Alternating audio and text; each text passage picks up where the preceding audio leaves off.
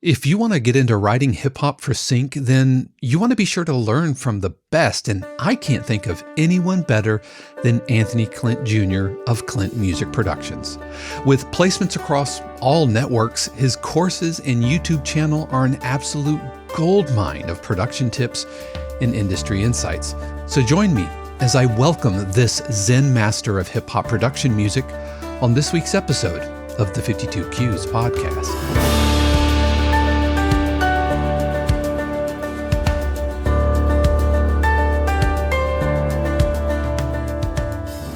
What is happening, everybody? This is Dave Croft, and welcome back to another episode of the 52 Cues podcast, a weekly podcast dedicated to all things production and library music, where we talk about industry topics and explore how you can grow your career as a production music composer. Plus, every week I give feedback on a cue written by a member of the 52 Cues community, and today we're going to take a listen to an emotional piano cue written by Clarke, so you definitely want to stick around for that. If this is your first time here, welcome. Whether you're watching on YouTube or listening to the audio podcast on the go, I just want to thank you for spending part of your day with me. This episode is made possible by today's sponsor, you, the family, friends, and patrons of 52 Cues who help keep the podcast, the channel, and really everything running. We're 100% community supported, so you're not going to hear any sponsored segments for plugins or mattresses. But if you want to learn more about how you can help support 52 Cues and also unlock community perks like live streams, workshops, Zoom feedback sessions, and a ton more, then be sure to click on the links in the description or stick around because we're going to be talking more about that a little bit later in today's episode. You know, I write a lot of hip hop for sports, but I am always on the lookout for ways to up my game. And there's one producer who I follow religiously, and that is Anthony Clint Jr. or Clint. His podcast, his videos, live streams, these are required viewing for anyone wanting to get into writing hip hop. So I was thrilled to be able to chat with him recently, where we talked about his own production music journey, the challenges of writing hip hop for sync, any upcoming trends, how to use samples, and how his own career led him into education. Man, I am so thrilled to be joined by the Anthony Clint Jr., aka Clint from Clint Productions. And if I'm positive that you have subscribed to his channel, this guy is the Zen master. He is the Jedi. He is the Yoda of hip hop production music. His music's been on A&E, been on CBS, Fox Sports. We're fellows in sports broadcasting. I know you've gotten some love on the NCAA tournament. Hopefully this year's gone well for you. I've already seen a couple of placements show up on TuneSat on my side of things. Yep. VH1, Netflix, Animal Planet, HGTV. Man, I am so happy to be joined by Clint. Clint, how are you, my man? Dave, I'm good, man. Thank you for having me. Excited to be here and excited to share my story, man, and hopefully inspire some other producers out there. Well, I can say that you've absolutely inspired me. There are things that I do on my channel today that are a direct result of my watching your channel, namely upping my camera game. Wow. And nice. With the lights, and you have like during your live streams, you have a side feed, like a side view. Mm-hmm. And you've thrown lights behind you on the side view. And I was watching your video and I'm like, man, I really need to put something over there, because it was just this kind of dark black hole of nothingness for my side views for my live streams. But man, it's so good to have you. And I just want to jump in, if that's good. Yeah. Let's do it. You are, like I said, the Zen master of hip hop production music. I don't think there's any game in town better than you. And you kind of give it away on your YouTube channel, and you do live streams, you do cue reviews and all of that. But before we get into all of that, tell us about your story. Tell us about, like growing up in Ohio and how you landed in this gig, man. Yeah. So born and raised in Ohio, from Toledo specifically. Went to college at The Ohio State University, graduated from there. And while I was in college, that's actually when I was kind of introduced to sync licensing. A friend told me about it, and, I was one of those producers where I was focused on, producing for all the major artists. So a friend told me about sync. And I decided to kind of dive into it and see what it was about. And I struggled. I bumped my head. I wanted to submit what I wanted to submit.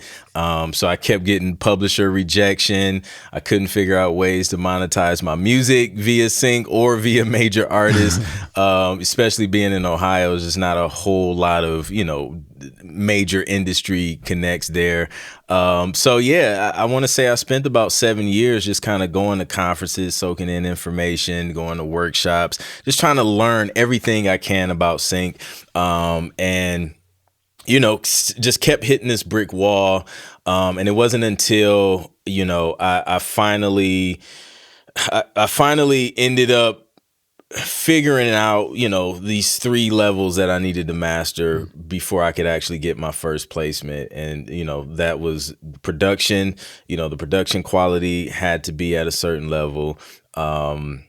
The preparation, knowing what had to be in place so that I could get paid properly, and so that libraries would know and take me seriously and know that I was about my business. And, knowing how to present my music to, publishers who, specialize in the sync space, because you just can't, just shoot an email with like 15 paragraphs and like, 5 uploads of WAV files attached in the email. So, that's making me cringe. Yeah, man. Yeah. So there was a lot of things I had to learn. And once I figured that out and I kind of mastered those 3 Ps is what I call them. That's when, I landed my first placement on the NFL Network. And then that same track got used on Fox Sports. And then after that, I decided, let me see if I can get 10 of these in a year. And that kind of triggered, what I call the road to 10 placements, where, the goal was to document my process, see if I could replicate what I did to get the Fox Sports and the NFL Network placement. And see if I could just gain a lot of traction. And, within a year, I ended up landing 10 TV placements. And that just, it took my career to a completely different place that I didn't even imagine, starting out as a producer. Man. Yeah. Once it's fuels to the fire, isn't it? Once you see a placement, and even before any royalties or anything, but that first placement, can you remember where you were when you heard your music for the first time? Yes. So I didn't hear it when it aired. It was the morning after. And the particular publisher that I was signed to at the time, they would put their placements like on their website. So I was on my way to the gyms, getting ready to go to the gym. And I was just like, you know what, let me just check the website, see if anything is happened. And then, they had like this thing just kind of ticking across, and it was, swipe across the different placements. And then I seen my picture, and I was just like, oh, I was like, what is this? So I started digging, researching, and found out that it was used on the NFL Network Thursday Night Football. I can't remember if it was pre or post game show, but that was it. And that was probably the happiest I've ever went to the gym that morning. You went hard that day. You're like, oh yeah. Man. I don't remember if I went hard or if I like went halfway because I was too excited and just wanted to go back home and see if I could find some clips of it. Oh man. Yeah, man. You I don't know about for you, and I know that we both, like I said, we're kind of both in the sports side of things, as well as some other like reality and unscripted stuff. But for me, that never gets old, and I feel like once it gets old, once I take that for granted, then I'm done. Like somebody else, some young person who is thirstier and hungrier for it is gonna lap me. But I still get the thrill, man. Whether you catch it live, which is a whole other experience, if you're watching recreationally, and then it's like, oh wait, I think I recognize that. But yeah, it never gets old, man. I agree. And it's always funny because, we make a lot of music, for sync, and, sometimes I can't sit here and remember what everything sounds like, but when you hear it, it's yours. It's the craziest thing, man. Yeah. It's like, members of your family, you might have an extended family, have some cousins and some aunts and uncles and everything, but you will recognize their face. And so yeah, like I mentioned that I've already seen some things start showing up in TuneSat from March Madness, which was, a few months ago. And so I got that little thrill, that little stomach butterfly. Oh, is this legit? Yeah. So so you've really carved a lane for yourself in hip hop specifically. Was that just born out of what you were already into, or was it just like, you know what, I'm really good at this, so I'm just going to stay in that lane? Yeah, I always loved hip hop and R&B. Grew up listening to a lot of gospel music, jazz, neo soul, and honestly, most of those 7 years of struggle was me trying to like pitch and get neo soul music and R&B ballads placed on TV, and it just wasn't working out, man. So like, I had to like take a step back and really study what was being used on these TV shows and movies and documentaries. And I was just like, what do I hear a lot of that I can also produce? Like, I didn't do a whole lot of hip hop production, during my college years, but once I kind of figured out, okay, this is getting used a lot, like especially on reality TV, you're loving hip hop's, your Black Ink Crews, you're keeping up with the Kardashians, Bad Girls Club, like you hear that stuff a lot. So I was just like, let me play around. And then my first placement was a hip hop song, I'm Taking Over. So I was just like, let's see. So I'm Taking Over was my first placement. So I said, okay, let me replicate what worked. I know this worked, so let me make more music like this. So then I made more, and then that started getting placed. So I was just like, okay, well, let's keep doing this. So now, and then, just kind of going through and working with different publishers, I just come to realize that it works to your advantage to be a specialist, something that they can kind of go to you for and know like, okay, this is a go-to guy for this specific genre. So I've kind of become known for, the hip hop R&B stuff. And I love it, man, because, again, that's what I grew up on listening to. And it's fun to create and make. So. Yeah. Do you ever stray out of that lane? Like some days you just wake up and you're like, man, I got to make a pulsing investigative tension cue. Yes, I do. And that's what I love about Sync, because there's some libraries where they'll send me some investigative, tension, minimal, ambient stuff. And I love it because that allows me to get a break from, hip hop R&B stuff and experiment and other things, and kind of, I don't want to say reset, but allows me to kind of use, just all of the skills and genres that I can produce.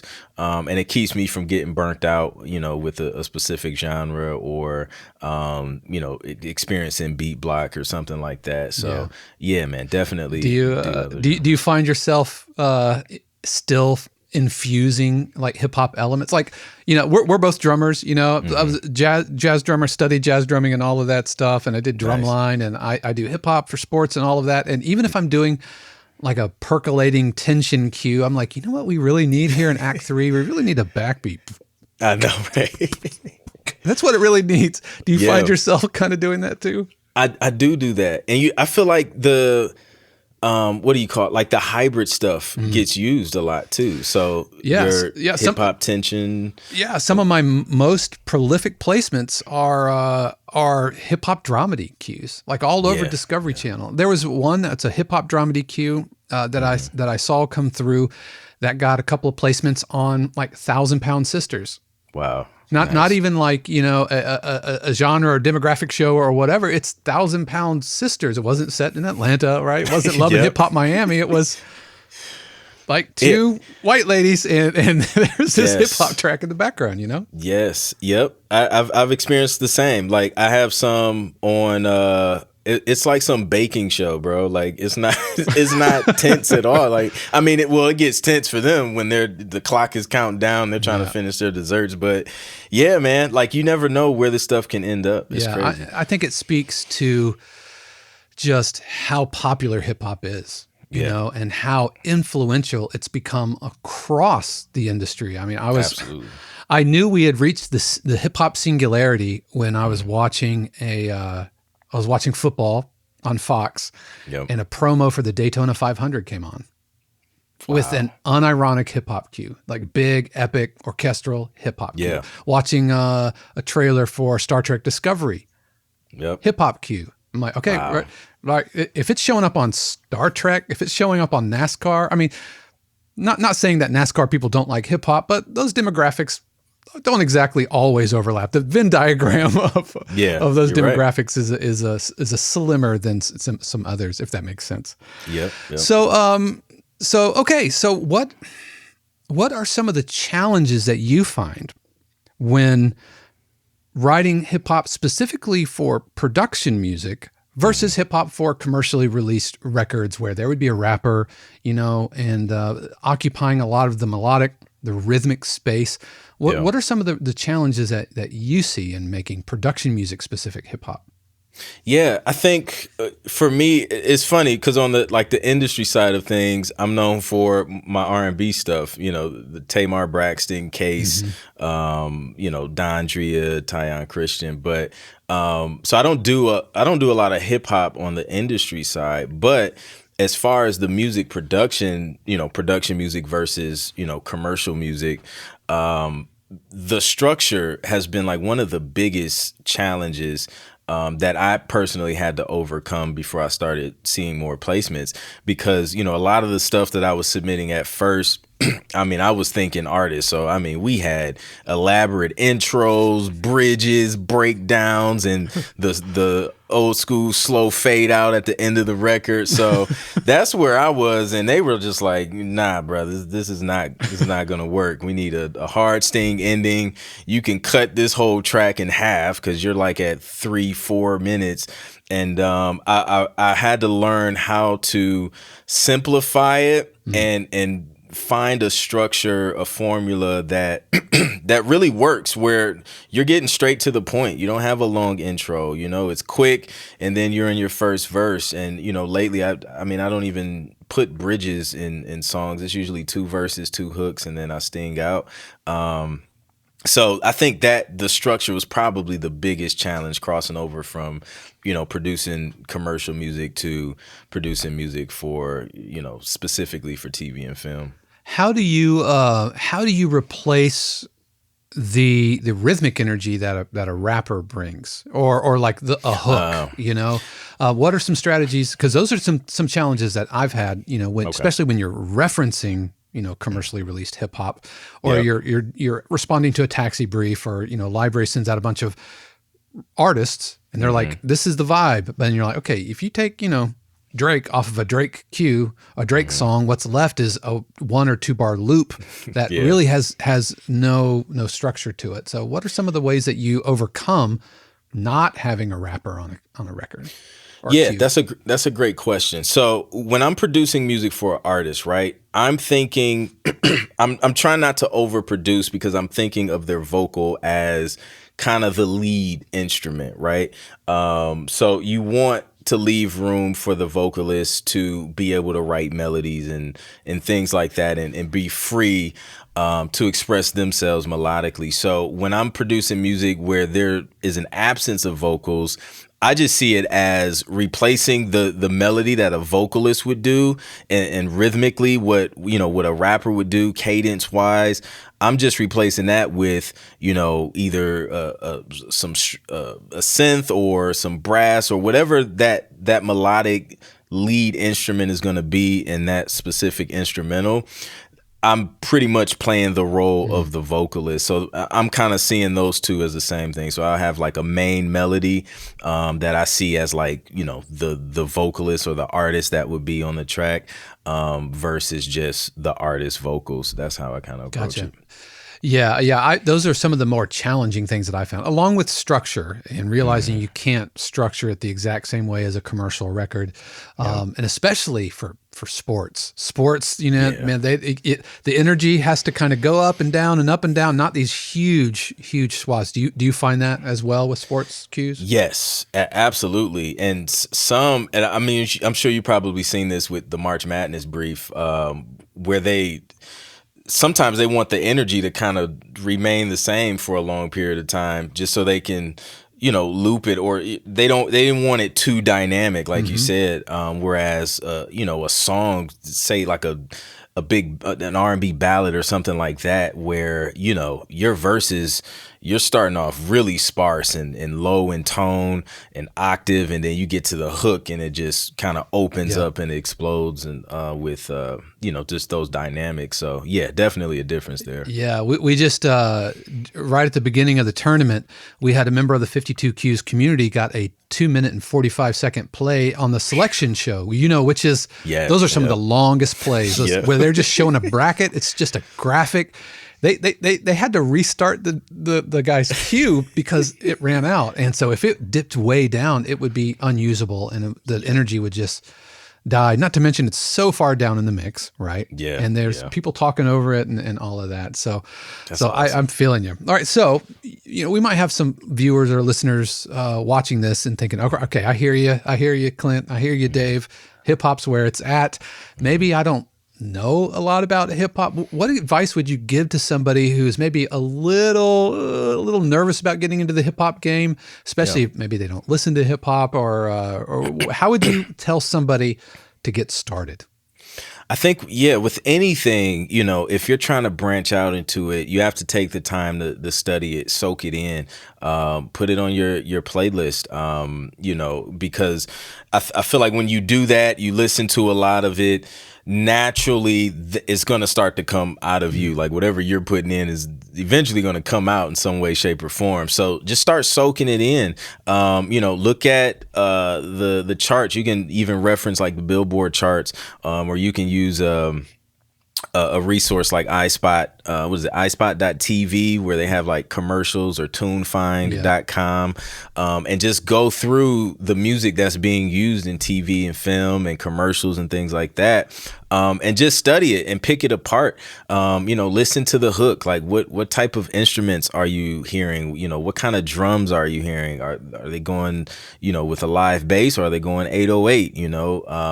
Is it a punchy kick? Is it more subby? Like just paying attention to all of the elements in the track and really picking it apart, I feel like will help you learn what's going on in the genre, and kind of help you replicate that. Because I feel like sound selection is a big thing. And sound selection and drums is probably like the two biggest things when it comes to hip hop, and making it feel authentic and organic. So yeah. One of the things that I've found good luck with, and Clint, I don't want you to laugh at me, or I don't want anybody watching, but those Now That's What I Call Music compilations, right? Okay. Like Now That's What I Call 64. Oh, right, yeah. Right. And here's why I like those is because and they put a lot of hip hop on there, a lot of pop. If they're popular enough and long-standing enough to show up on those compilations, then chances are they're on the radar of a music supervisor. That's like true. Going like referencing really deep cuts might kind of push you a little outside of something that's syncable and usable for a library. But I found really good luck with those as far as referencing. And they're also clean versions, so if you're listening to them in the house, in the speakers, you don't have to worry about little ears or whatever. And so that makes it a little bit easier. And then also the second way that I've found success in referencing hip hop and pop is karaoke versions. Nice. There are karaoke versions all in Spotify, and most of them are instrumental, and most of them are recreations. And so I find that I can hear like the instrumentation and how things are kind of put together a little bit better that way. But that's a good idea. But yeah, that's been helpful for me as far as listening. And I agree. Soaking in it, inputting into your creative bank account so that you can withdraw from it later. Yep, exactly. So let's talk about some trends that you're seeing in hip hop, specifically in production music. I mean, is trap ever going to get dethroned? I mean, are 808s ever going to? Because that's man. I felt like it was kind of dipping down, and now it's making a huge resurgence, with drill and all of that. But any trends that you're hip to? Definitely hearing a lot of the drill stuff. The 808s, man, those 808s ain't going nowhere for a while. They've been sticking around. So yeah, those. I've been hearing like hip hop and rock fused together, like like highly distorted like guitars with hip hop drums. I've been hearing that trend a lot, and then a rapper on top of it doing his thing. I think that's been really really hot, especially in the sports space, sports shows and things like that.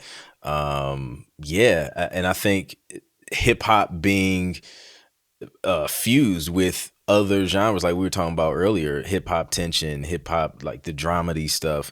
It's just kind of infused in all of that stuff. Like I've done like hip hop R&B, like trailerized hip hop and R&B, which has been pretty cool to do some stuff for. So yeah, it's kind of everywhere, man, and just in different ways.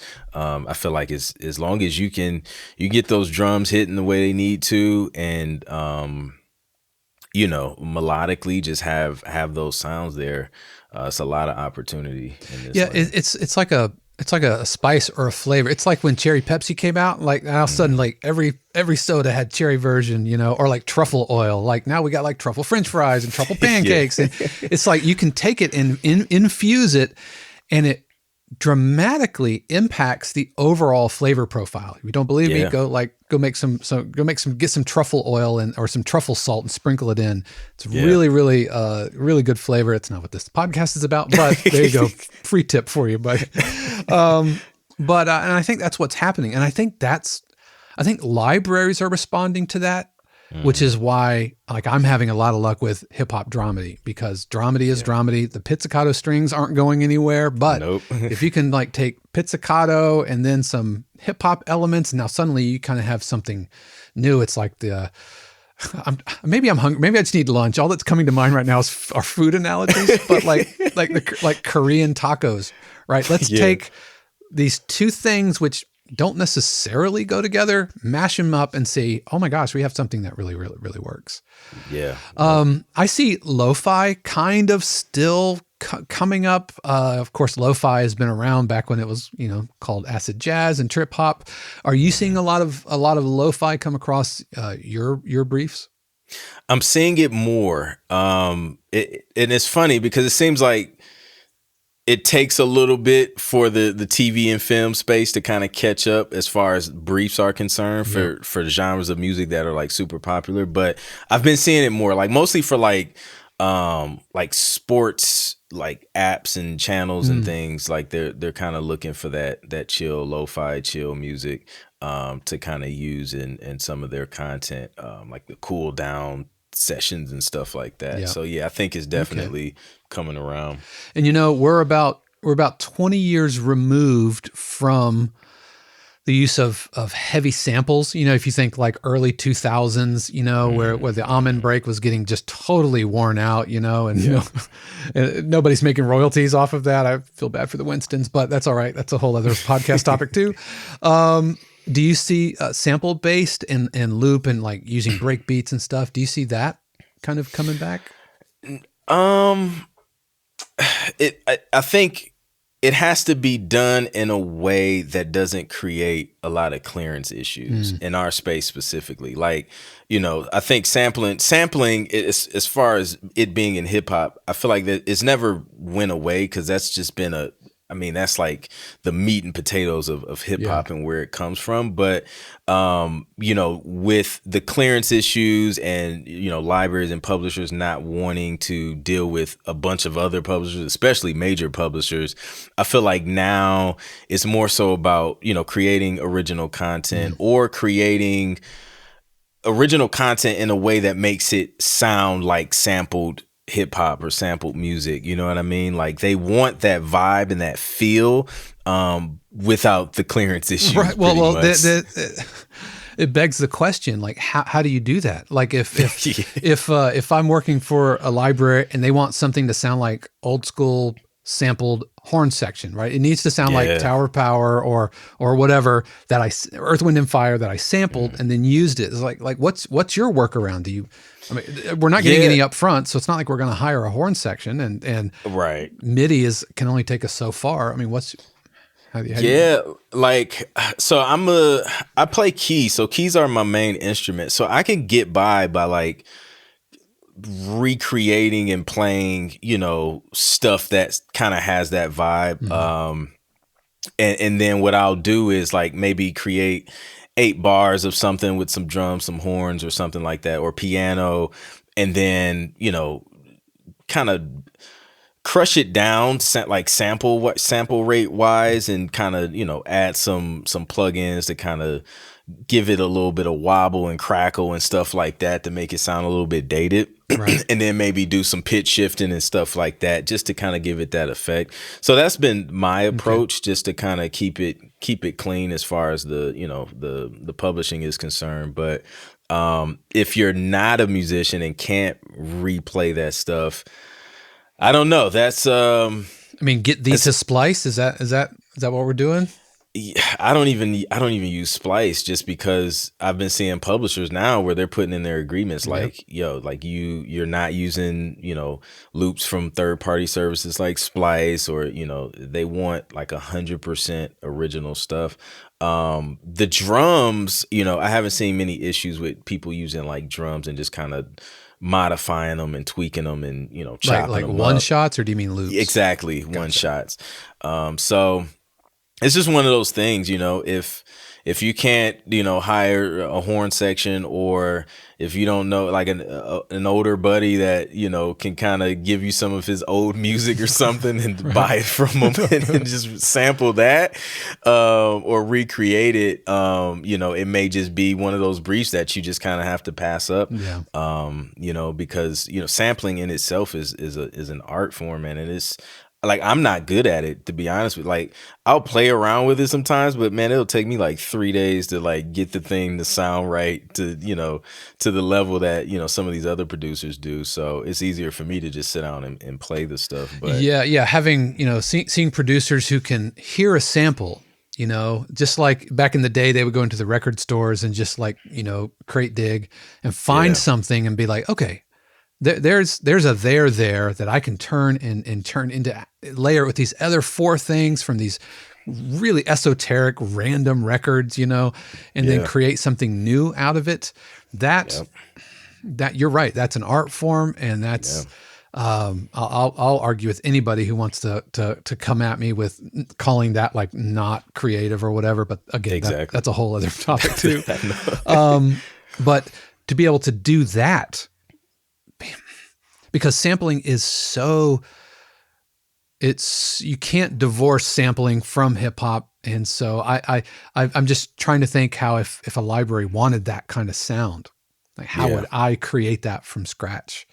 And so I'm not sure the library gets it, especially if there's no upfronts, and there's no consideration fees and that kind of thing.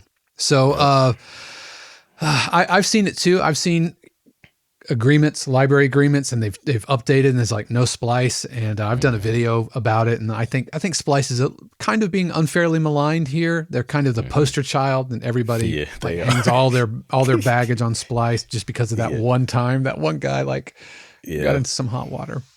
Yep. So I want to change gears a little bit, because I didn't first hear about you from your placements on Fox Sports or A&E or anything. It was your YouTube channel.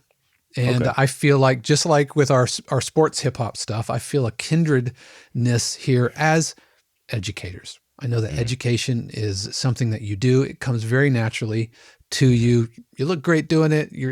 Everything is just absolutely working, man. And like I mentioned, I've absolutely borrowed some ideas from your channel. But let's talk about that, the YouTube channel, how that kind of grew, and what role Clint Productions as education plays in your overall portfolio. Yeah, absolutely, man. I think that was, and it's funny because I never, people would ask me to teach them how to play piano and keys and things like that. And I was terrible at it, bro. Like I was just like, I'm just not good. Cause number one, I play by ear. So, when I started playing keys, I didn't know how to read music. I've taken some class, like I think in handbells, I read music a little bit in middle school, but definitely doesn't help me now. But that's not the flex you think it is. Exactly. So, I wasn't a good piano teacher. It's hard for me to teach people how to hear what I hear. You know what I mean? As far as, arranging chords and knowing when to play certain notes and things like that. So I wasn't good at that. But for whatever reason, getting into this sync space and seeing how it's impacted my career as a producer, anytime you come across something that, has impacted your life, you want to tell other people about it. You're just like, I can't keep this to myself. Especially when you're seeing other producers out there, struggling to monetize their music, or, their music's just sitting on their hard drive. They want people to hear it and kind of get some type of validation that, I can create quality music and people actually want this music and want to pay me for it. So, I just kind of I just started documenting my journey. That's how it started. It wasn't with the intent to kind of start teaching and ultimately like creating courses. It was just like, let me just tell the people like what I'm doing, what I'm working on and showing. And then in doing that, people just kept asking me questions about it, and it was like, well, how do you break into sync? Who do you send your music to? How do you structure your music? So I was just like, well, I'll just use the YouTube channel to answer all these questions that I keep getting. And the way I see it is, if there's a few people asking me this question, there's probably a bunch of other people out there that have these same questions. So if I put them on this platform, YouTube and Instagram, they could possibly reach more people and help more people at once without me having to talk to a lot of people. All these one-on-ones over and over. Yeah. So that's how it kind of started, just me documenting my journey. And then that kind of transitioned into just answering questions for people. And then, now it just kind of started now I'm just hanging out with just dope people on the streams and live streams. And it's a community now, man, where you have a bunch of like-minded people who have the same goal in mind. And we're all just kind of inspiring each other and helping each other reach those goals.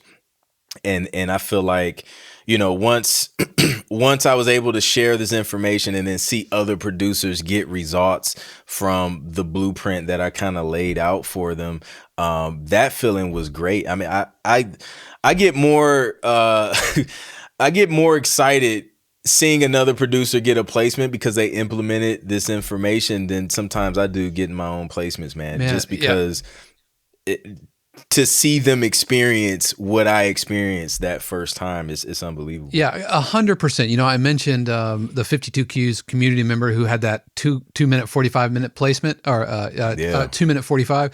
Exactly. Mm-hmm. I was as excited as if it were my own cue because, one of the things we talk about on the podcast, together we are better. And I believe, I say at the end of every episode that the universe has amazing plans for you. Mm-hmm. Because a win for them is a win for me. It's a win for the community. It's a win for production music. It's a win for somebody out there listening to this right now who dreams of getting placed, who is just starting their journey. And so, that's when you know that you're really cut out for this. When you see people, when you're being generous with your time, and you are, man. Your live streams, you do like all the time, you'll do like an hour 25. You're just listening, answering questions, and I really appreciate that about you. And if you're watching this and you haven't joined in, join in, man. And so, I think you're doing it right, and I really appreciate it, man. Really appreciate it. Thank you. I appreciate that. Now, you also have a podcast, Music is My Business podcast, and I'm jealous of that title. That's a great podcast title, man. And you also offer courses and coaching, and you do have one-on-one sessions. So tell us a little bit about that. Yeah. So, that kind of happened as a result of getting like an influx of the one-on-ones. So, in documenting my journey, again, like the goal was never to create a course or coach or any of that. I was just like, I just want to show y'all what I'm doing because I think it's fun. You know what I mean? So as a result, people kept asking me questions like, yo, can I book a consultation? So I started one-on-ones, like 30-minute and hour sessions. And then that started to take up a lot of time. And I like actually do this and work in this space. So I like to create. I don't really want to sit on Zoom calls all day, all week. So I was just like, what can I do to where I can still get this information to producers, but I can still be creative and have the time to be creative and work on my own briefs as well. So that's when the idea of kind of creating a course that I can send people to that has like all the steps that I took to land my, first 10 TV placements in a year. And that's when I decided to do that, because it started to be a lot time wise. And starting out, when I still had the full-time job, like it's even less time. So I figured the course would be the best way to do that. And it'll allow people to,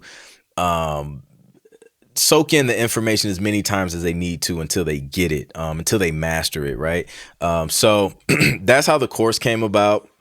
I've helped producers all over the world get their music placed on TV, and it's been so satisfying to be able to help at that level. So that's been dope. And then the coaching was something that I started to do recently, and I call it TV placement mastery. And that's kind of my intense 3-month coaching program for producers who are really trying to dive in. And that happened recently because there's just sometimes where you have a specific situation and you need a coach to kind of guide you through all the nuances of your journey. Because the information, the course is there, but you may get a question or a situation that's just unique to you. And you're like, how do I navigate it? Because I've never been in this situation before. So, that's there for, producers who really want that done with you type of experience. So yeah, because there are many different learning styles, and some folks really respond well. Yeah, the way I think is I'm like a Sherpa, helping you scale Everest, and I might go up and down over and over, but I can help you like avoid this part. Let's go here. This is where the path is. One of the things I tell my students all the time is like, I don't feel like there's anything exceptional about me, I've had some breaks along the way, but I'm just like a future version of you. We're on the same path, and I've just been up. I've scaled this Everest a few more times than you have, but I can help you along the way. Now we're absolutely going to have links to clintproductions.com and his YouTube channel. So the links will all be there. But before we go, I would be remiss if I didn't recognizing game. Your beard game is on point, my man. That line, your line is so clean. I'm jealous of the line you have right there, your cheeks. I'm jealous of that, man. And man, listen, I admire, not to cut you off, I admire your beard, bro. So this is mutual beard love right here, man. And the only reason I mentioned it, the only reason I'm saying it on the air is you released a video. I'm like, I did. This is Clint talking about beard care. I am here for this. In fact, I have a brush. I'm gonna out myself right here. I have a brush which stays right here next to me. So in the middle, if I'm filming, if I'm doing a class or something, right? Nice German made Silberhaar, right? This is like really fancy. Beard brush. So I'm with you, man. I'm with you. So anyway, you gotta take care of it. And your eyeglasses, Thank you. Exactly. If I had a brother from another mother, I would want him to be you. I agree. Sentiments are the same, man. Awesome. Like I said, we're gonna have links to everything Clint Productions, and definitely check those out. And if you haven't already, why haven't you subscribed? Go do it right now. Pause this video, go subscribe to his YouTube channel, subscribe to his podcast. But Clint, man, really appreciate you. And I'm a giant fan, and I just appreciate everything that you do for the community and your generosity of spirit. And you're putting good things out into the universe. And I know that the universe has amazing plans for you. Absolutely. Dave, thank you, man. I appreciate you having me. I appreciate everything that you do for the community as well. So yeah, man, thank you, and wishing you much success as well, bro. Once again, a huge thanks to Clint for joining me on the podcast today. And be sure to go subscribe to his channel. And of course, We've got his links in the description. And I'm also super excited to announce that he's going to be joining us for a live Q&A and Q review session on Monday, July 31st at 4 Eastern, exclusively for the friends and family subscribers of 52Qs. He's going to be answering your questions about the sync industry and also offer live feedback on your hip hop cues. Again, that's Monday, July 31st at 4 Eastern for those friends and family subscribers, and we hope to see you there. We're going to take a quick break, and we're going to hear a few words from Mrs. 52Q's, Shannon Croft, who's going to tell us all about how you can join the community. But when we return, we're going to be listening, and I'll be providing feedback on a solo emotional piano cue written by Graham Clarke. Hey y'all, I'm Shannon Croft, and I want to tell you that the 52Qs podcast is made possible by viewers and listeners just like you, composers and producers who are looking for a better way to connect and collaborate.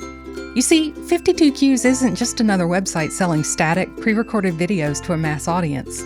It's a fun, vibrant, and positive community that comes together online for sharing cues, getting feedback, and discussing what's up in the production music industry. You'll find both personalized feedback and live interaction, which are the best and fastest ways to grow your skills and earn more placements. The best part is that the 52Qs community is absolutely free. And when you're ready to take your career to the next level, we offer friends and family subscriptions, which unlock weekly live streams, live interactive group feedback sessions, monthly interactive workshops, and more. Head over to 52qs.com and sign up today. And while you're there, check out our personalized feedback videos, private lessons, and of course, merch. I can't wait to see you at 52qs.com.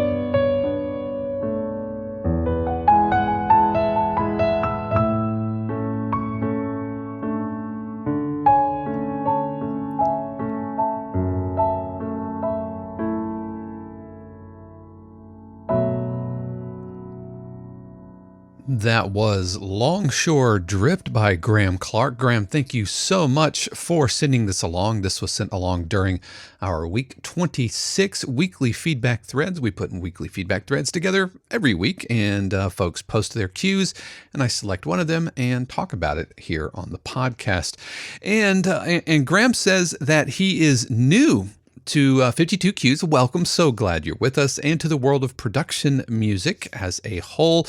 And I really liked the performance. The piano sound actually was really good. And I don't know, maybe I'm totally biased, but thank you for not having an overly foofy felt piano. I believe those, if you listen to the podcast, you know exactly how I feel about these foofy felt pianos. I think they're overused personally, but anyway, I thought this was a really nice thematic thing. The piano sounds really, really good here, and I felt like we had a good development overall. You know, we're coming in at around a minute 30. That might be a little short.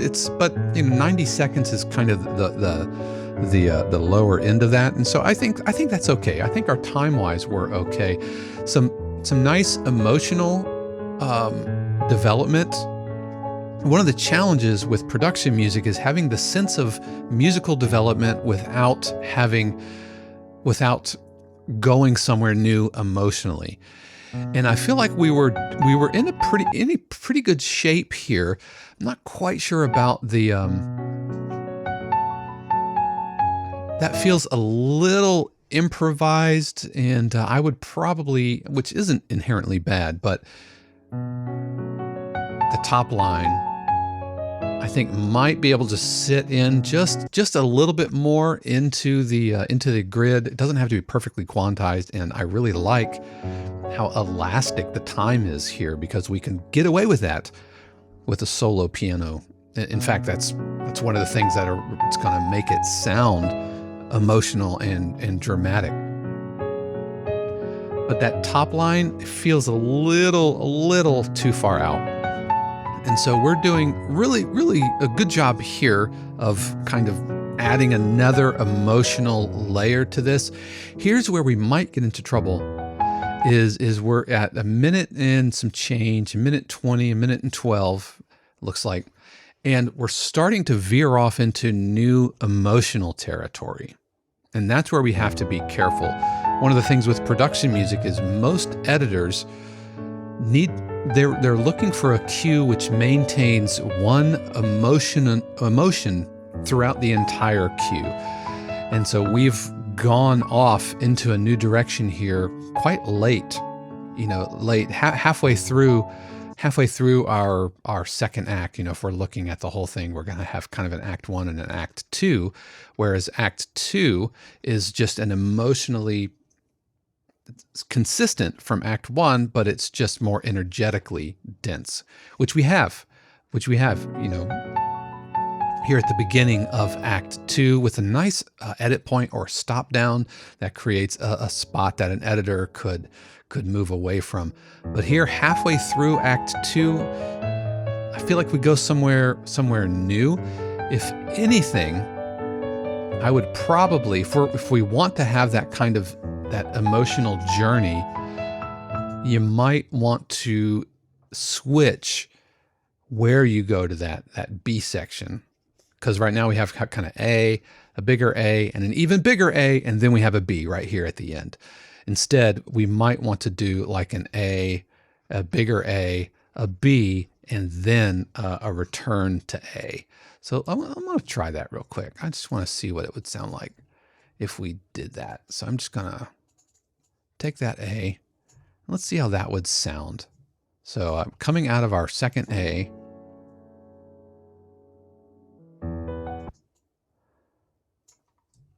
And then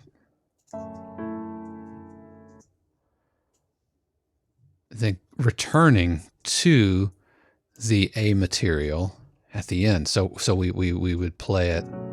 So there's our first A, our second A.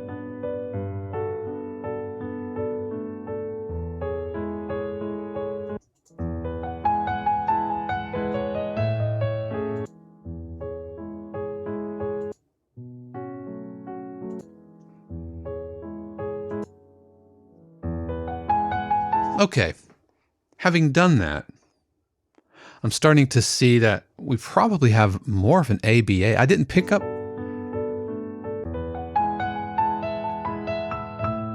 No, it's not quite. This, because we have our first A, and the second A is a little bit more of a B section. Just harmonically, but rhythmically it stays pretty consistent. It doesn't feel quite like the departure that this B section is. And then I'm not sure. I'm just popping around.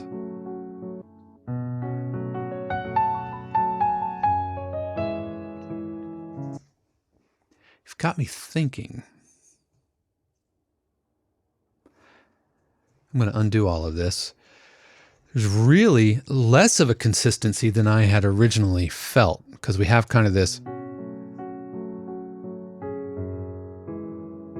And then That feels like kind of an extension of that. So that is clearly A.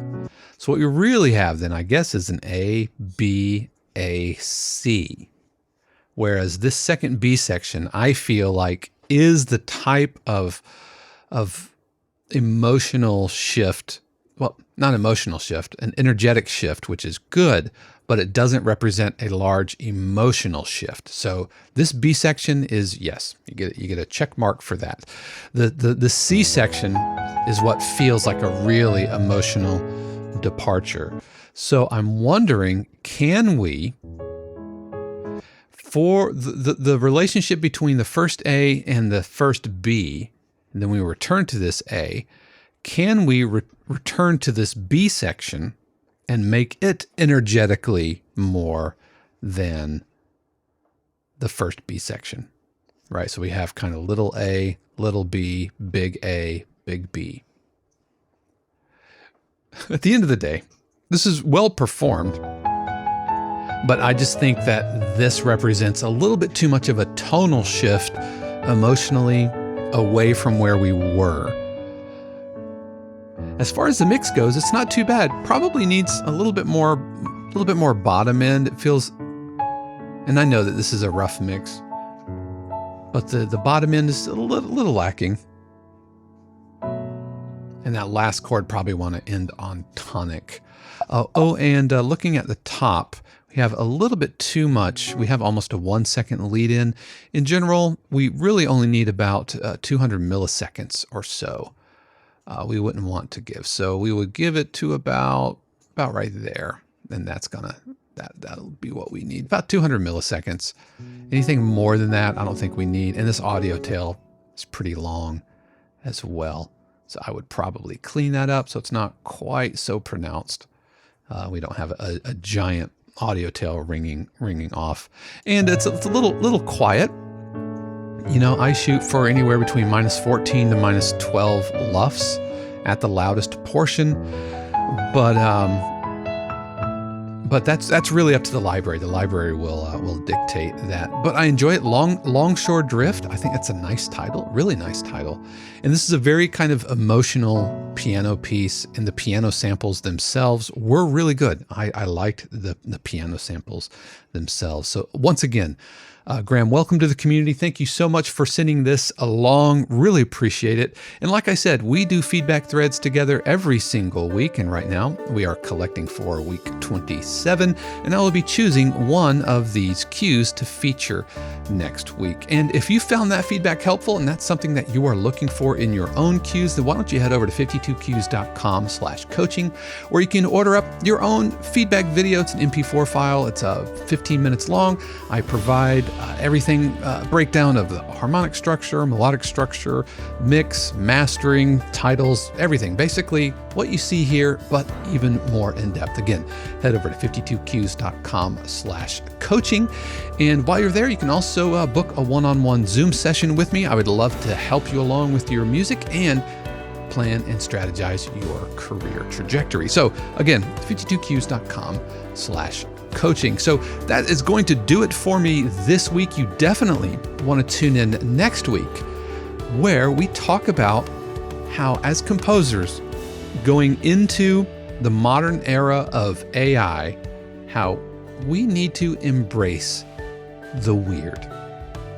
As composers, we need to start being a little weird. So we're going to be talking about that next week.